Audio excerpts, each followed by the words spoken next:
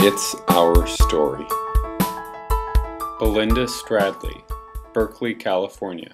So, consumerism, the idea that people with disabilities, as I say, because I keep coming back to that, and it's so deep in my experience, and why I'm so still tied to the disability movement, that people with disabilities are the experts about what other people with disabilities need in order to live independently in the community. We know what kind of services it takes for us, and we're the ones that, if you want to find out what the unmet need is or what kind of services to develop for people to participate in society, not just living on a street, but also to go shopping and to participate in civic life and to be employed or to go to school or use government services, the people to ask are people with disabilities. Well, again, this concept never existed before. Some students at Cowell Hall in the 60s started to look at what was happening around them. This was on the UC campus in Berkeley, and relate the civil rights movement and all the political activity that was happening on campus. They began to analyze their own situation within that framework and ask similar kinds of questions about their own experiences, like, gosh, you know what? We have rights. The experience of being disabled, that's not just our own problem. That's not just a tragedy for each of us on an individual basis. That has something to do with society too, and actually, the more we think about it, that has to do with society not taking the steps, not changing their architecture, not looking at the way they treat us and discriminate against us. If they were to look at their side of it and stop discriminating against us and isolating us and telling us what we need, then we would have a chance.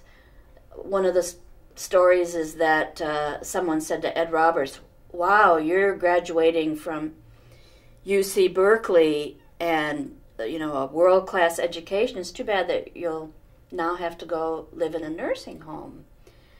Well, that didn't go over well with the students who were living in Cowell Hall, which was a hospital wing. At the time, there was no accessible housing anywhere, so that's where they put the people with significant disabilities, or as we used to say, the severely disabled, same thing. That's where they put those students, and so it really arose out of their experience on campus in those days, that they were able to apply what was happening on campus and around the country to their own life experiences and come up with a philosophy that said, we have rights, and we have rights to the same access and the same activities that everyone else takes for granted. If we become employed, then we pay taxes, we have a right to the same services.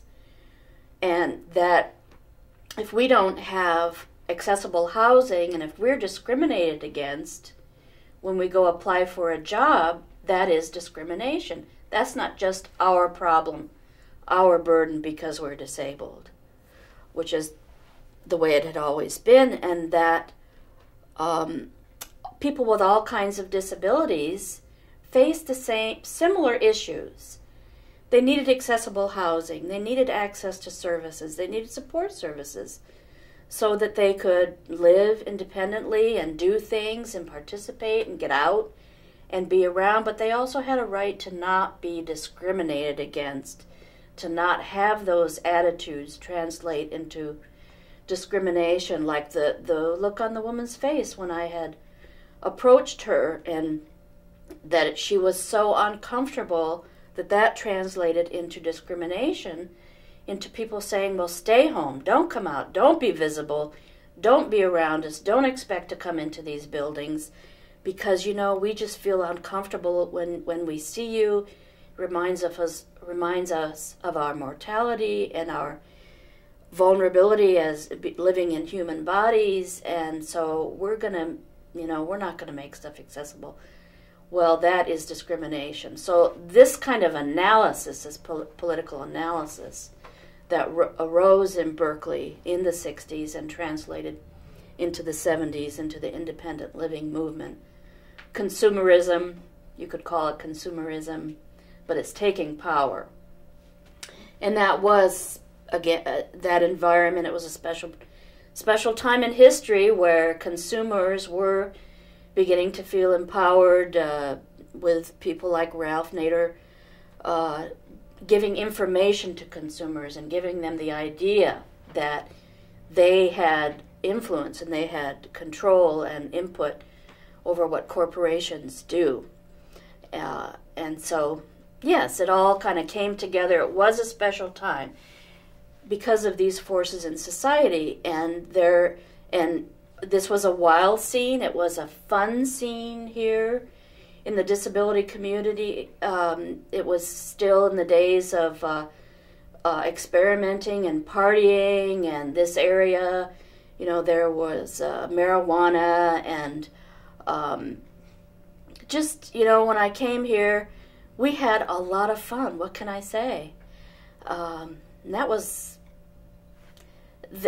people were very egalitarian in those days. We look back now and think of stars, but in those days there were no stars.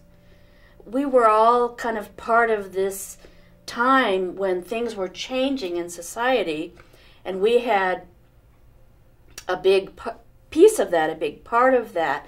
It wasn't just here. It was in other places in the country, in Chicago and New York, and but things were really happening quickly, and we felt very powerful, and there were a lot of us, and it was a great time. So over the years, now that's been 30 years, or for me, I guess going on 30 years, or CIL was incorporated in 1972, and things have changed so much that people take it for granted, and the youth have no idea how different it was because they didn't experience it. It's very much like the women's movement. I grew up in a time so different from my mother's generation, but because people struggled, and the suffragettes struggled to, enable women to vote, which we can't even imagine. Well, the young people with disabilities today, and I talk to them and know that they can't imagine either. I mean, the stories that we tell, it's almost like it can't be real to them, and so I know that they think we're exaggerating, but it was real, and it's changed so fast that there are new issues now for young people to face, but not the ones that we faced and struggled with. The It's Our Story project is a national effort to make disability history public and accessible. Visit us at www.itsourstory.org or on the It's Our Story project YouTube channel.